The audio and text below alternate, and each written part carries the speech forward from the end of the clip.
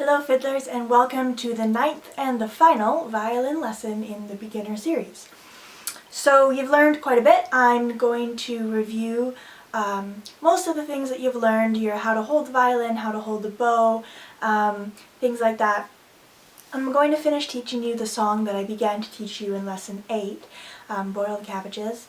So this is just going to be a bit of a review video and summing up all that you have learned so far before sending you off to go watch some other videos, learn some more, play with some more people, now that you have the basics down.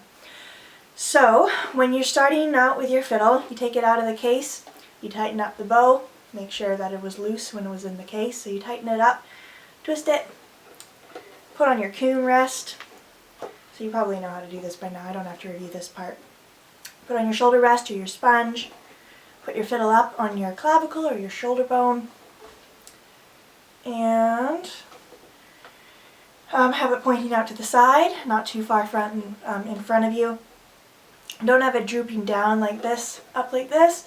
Your bow hold, you want your index finger curved around the stick and your two middle fingers touching the frog, your pinky finger resting very lightly on top and your thumb curved and just resting on the inside bump of the frog. Then you put your fiddle up, you have your left hand nice and relaxed, not up here like this. Nice and relaxed, hanging down, slightly curved so that your fingers are nicely placed over the fingerboard. And by that I just mean you don't want your hand out like this because your fingerboard isn't over here, it's over here. So you want your arm twisted in such a way that your fingers fall in the direction that they should be falling. And that is it for your posture.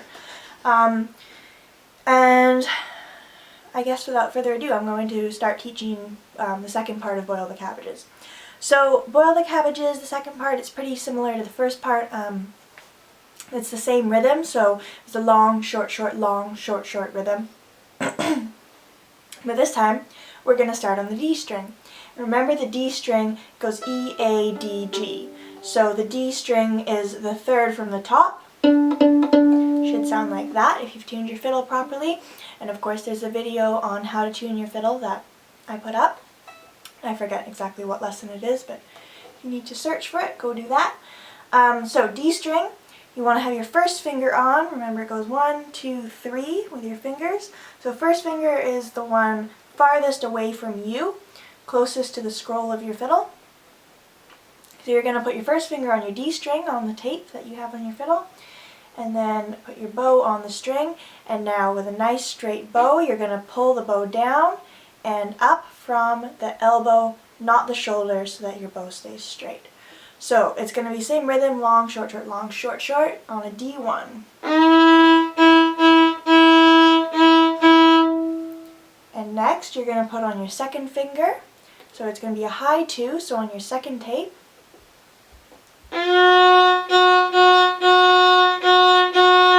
Back to the D1.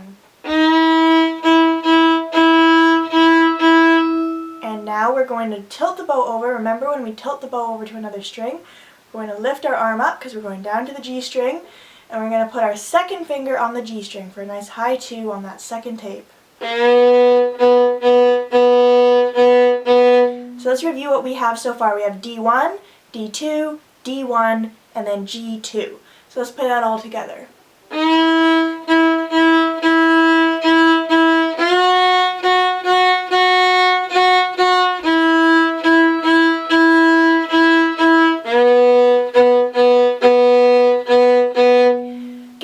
And next, you're just going to go right back up to the D1. I'm getting familiar with the D1. Next is D2. And if you remember the ending that we learned for the A part, we're lucky because the ending for the A part is exactly the same as the ending for the B part. So then you're just going to go...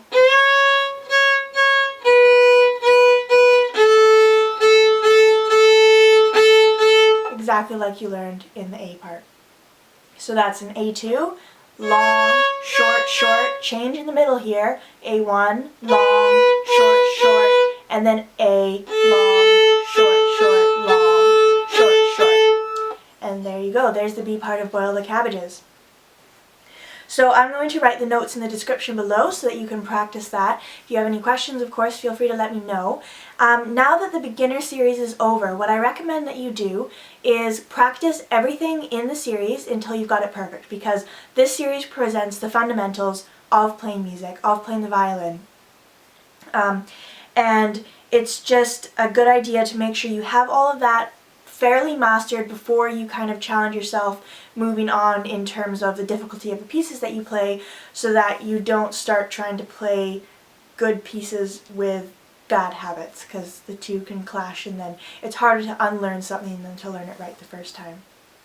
So practice these videos, make sure it's all down, and then move on to learn some other simple tunes by ear. Like I said in one of my other playing by ear videos, it's important to, I think, start off playing the violin by ear so you get a feel for the instrument before moving on to the sheet music, because learning by ear is innate to all of us. It's kind of like learning how to drive an automatic before a standard. Learning how to drive an automatic gives you an idea of the instrument or the vehicle, the rules of the road basically, before you learn a few more rules that apply just to the standard. So it's kind of like the same analogy. Start with by learning by ear and then move to sheet music. So if you have any particular video requests, if there's something that you feel like you would like to learn from now after you've done this series, do let me know, because I'd be happy to help you out in any way that I can. Thank you very much.